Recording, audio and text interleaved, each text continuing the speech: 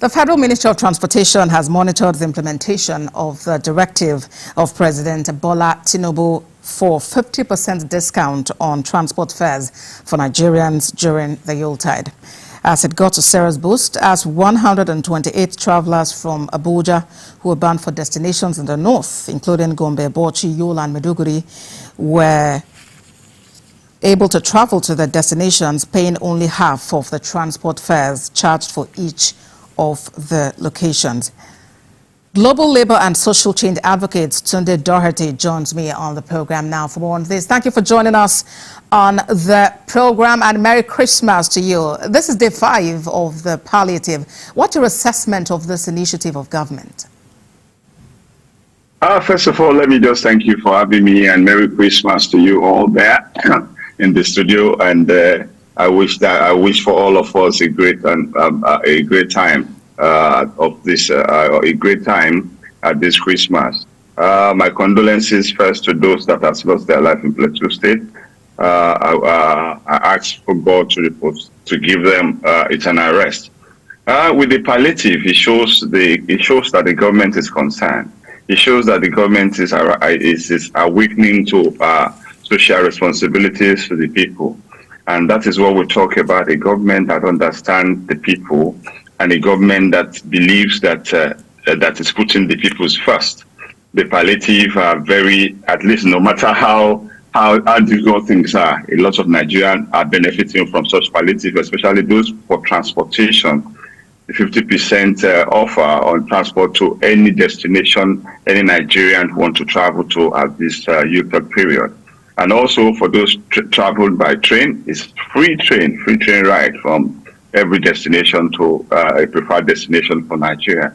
I would give kudos to the government, especially the president, President Bola Tinubu, for this initiative.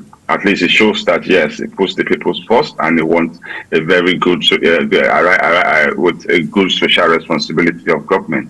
It's kudos to the government. At least we are getting there, having a government that understands the people and the needs for the people at every time of the year. All right, Mr. Doherty, this is quite temporary. It's supposed to last for 15 days. What happens after the 4th of January when there is a closure on this?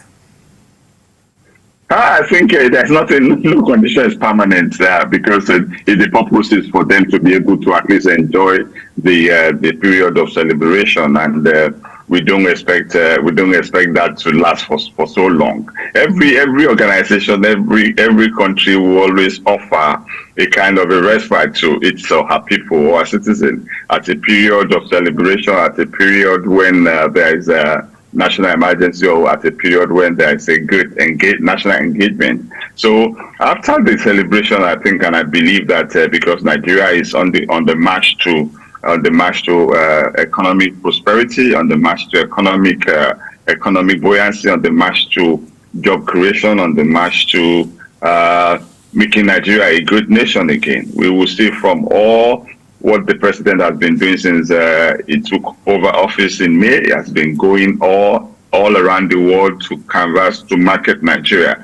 And we believe in the next year, things will begin to take shape. Things will begin to, the effect of such a journey will begin to trickle in. I will begin to see and feel the impact of those journeys. And I believe that Nigerians should be gearing up, should be courageous enough. Let us believe in our country. Let us believe in our president. Let us believe in the government, and most especially, let us support the government for their restlessness since the president has taken the oath of office. Yeah, things are difficult, things are tight, but whether we like it or not, there is a light after the darkness.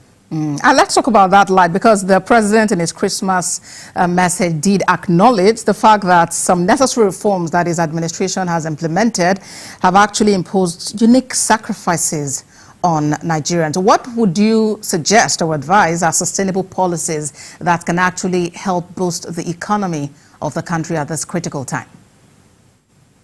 As we can all see and feel, there are a lot of ongoings in the area of the revamping the economy. let us look at the oil and gas sector. Of recent, we see that the rejuvenation of the Port Harcourt refinery has gone to a level at which we have a hope that in some days or some months to come, Nigeria will get back to processing crude, and therefore that means that we will get to start the importation of fuel will gradually reduce. So therefore, all the other things are like, yeah, it is painful, especially within what is happening in Nigeria. Not even in Nigeria alone, everywhere, every part of the world. I can tell you that we are not even finding it easy too here in the United Kingdom. And I believe the economy is just the same in the global space now. But Nigeria too is not. Nigeria is part of the world, so we don't really expect that whatever is happening in Nigeria is not happening in other places. The only difference is probably because of the fact that people are used to people have something doing and all of that. And I believe that the step that the president has taken in terms of getting in real investor to Nigeria would create jobs. And we see what the Minister of Communication and Digital Economy is doing in terms of creating hubs and creating about 2 million content creators and all of that. So all of these are things that we'll begin to see in full blast within the next few months. Within the next few months, yeah. Okay, very quickly, in about 30 seconds, I'd like you to respond to Nobel laureate Professor Wole Soyinka's statement that he would assess the president after 1 year because he believes that 1 year, they're just starting out, and after 1 year he'll be able to actually give an assessment. What's your reaction to that? Oh, that was a good reaction, or that was a good reflection from Professor Wole Soyinka, knowing fully as.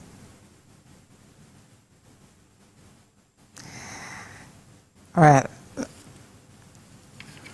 Mr. Tunde Doherty there, that might just be all we'll be able to take from him. He joined us from the United Kingdom and is a global labor and social change advocate. The task of the president is enormous, and therefore giving a 1-year assessment to be able to design and come up with whether the president has performed or not is a good measure from him. So therefore, it's nothing out of the ordinary for somebody to have a time scale of assessing and talking about performance. It's not bad. After all, it's the president of the president. Yeah. All right, and it's a great way to end the conversation. Tunde Doherty is a global labor and social change advocate. Thank you for joining us on the program. My pleasure. Don't miss the chicken for tonight or for this morning. So don't get going. I wish you happy New Year in advance, and God bless you all in the studio. Bless you. Thank you for having me. Thank you very much, Mr. Doherty.